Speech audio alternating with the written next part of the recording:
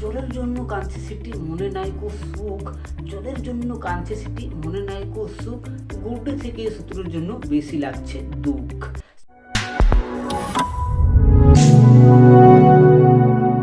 So hey guys, welcome back to my channel roast box. তো আজকে আমি সেই যুগান্তকারী সিরিয়ালকে নিয়ে কথা বলবো, যার প্রত্যেকটা এপিসোড এতটাই ক্রেঞ্জ যে आपको बीमार, बहुत बीमार बनाने के लिए काफी है।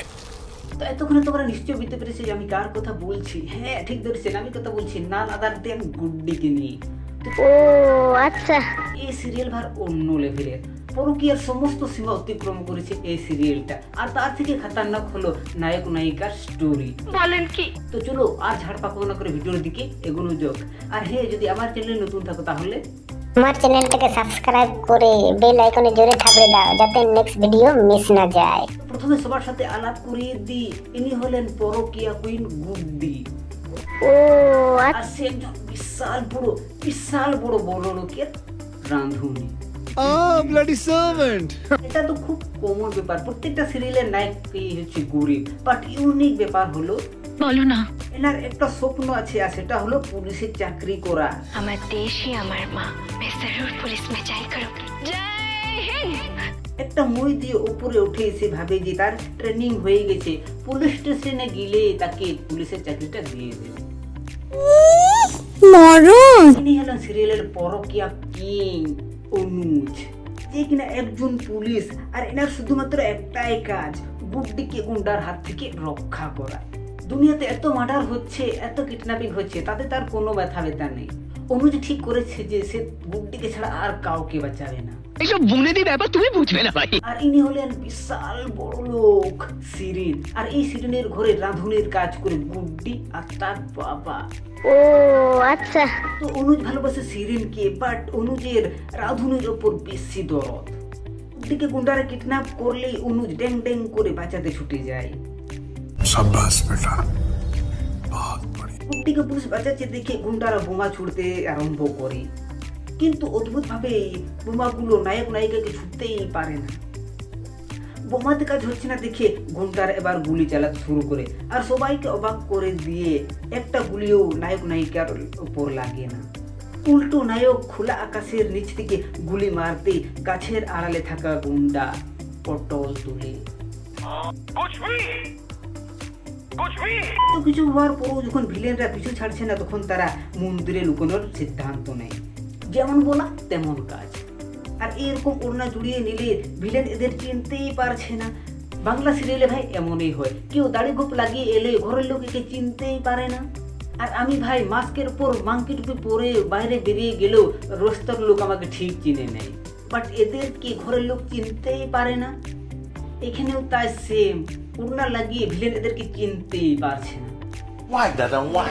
This is business. অনুজ শুধু জোর গলায় বলে বেড়ায়, I love Shirin.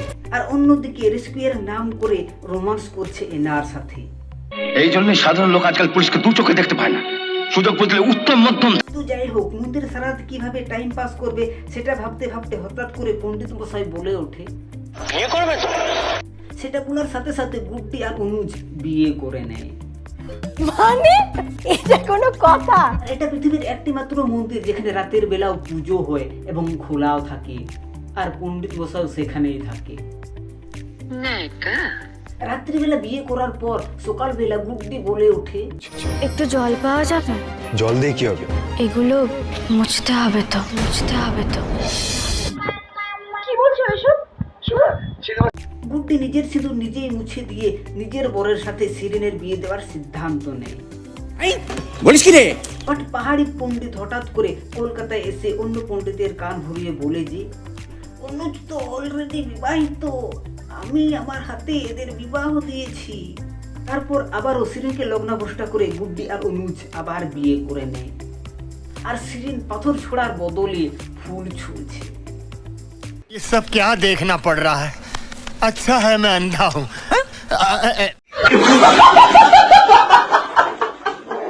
আরে শুরু হয় আসল নাটক। বলেন কি? ফুলসজ্জার দিনে অনুজ শিরিনকে বলে, ফুলসজ্জার রিচুয়াল হবে তোমার সঙ্গে। What? কি বলছো এসব?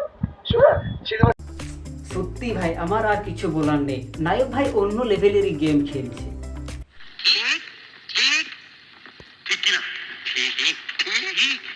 মানে অনুজ প্রেম করবে এনার সাথে, রোমান্স করবে এনার সাথে, বিয়েও করবে এনার সাথে, আর ফুলসজ্জা হবে এনার সাথে। ছি ছি ছি ছি, লজ্জা লাগা দরকার, খুব দারুণ লজ্জার ব্যাপার।